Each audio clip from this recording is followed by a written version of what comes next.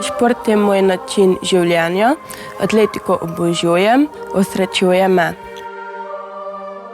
Najbolj uživam pri skoku v višino. Vsak dan se vozim z vlakom v srednjo šolo v Celje. Zjutraj na vlaku sem ob 6:10, ko imamo preduro, sem na postaji že ob 5 zjutraj. Na vlaku sem vsak dan 3 ure, čas porabim pa za klepet s prijatelji ali brskanje po spletu.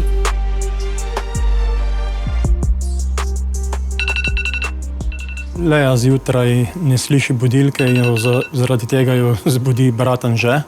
Potem si hitro skuha kapučino, se umije in že leti naprej na vlak. Leja je naglušna od rojstva, drugače pa ni imela nobenih večjih problemov v mladosti zaradi naglušnosti. Sedaj pa se ji sluh slabša in že tudi z aparati sliši slabše.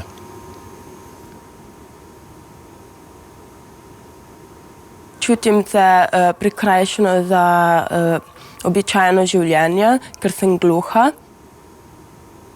V življenju sem nasploh sama sebi največji sovražnik, ker včasih se dajem v nič in se imam za manj vredno. Zelo težko si zaupam in verjamem, da zmorem. Moj največji strah je, da bom v prihodnosti postala popolnoma gluha, saj se moj sluh slabša. Ne glede na to, bom vztrajala v športu. Šport me dvigne, saj tam dokazujem in tekmujem tudi s slišečimi. Šport mi daje tudi disciplino in upanje. Njena naglušnost se najbolj pozna pri najini komunikaciji. Včasih se zgodi, da Leja, ko ji nekaj govorim, gre kar naprej in moram teči za njo, jo prijeti za ramo, da se obrne k meni in da mi bere iz ust.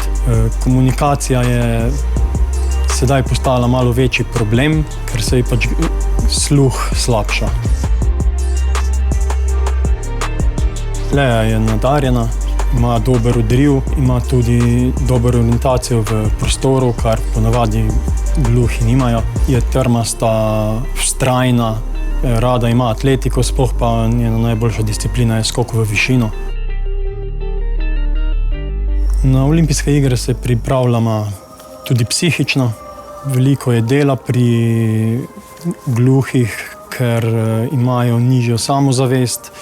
Moramo gledati, da na treningu smo strpni, ker včasih se lahko hitro trening tudi konča. Lej na treningih napotke dajem, da me gleda, ker na treningih ima vedno aparate. Kritike pa sprejema slabo, velikokrat kar gre.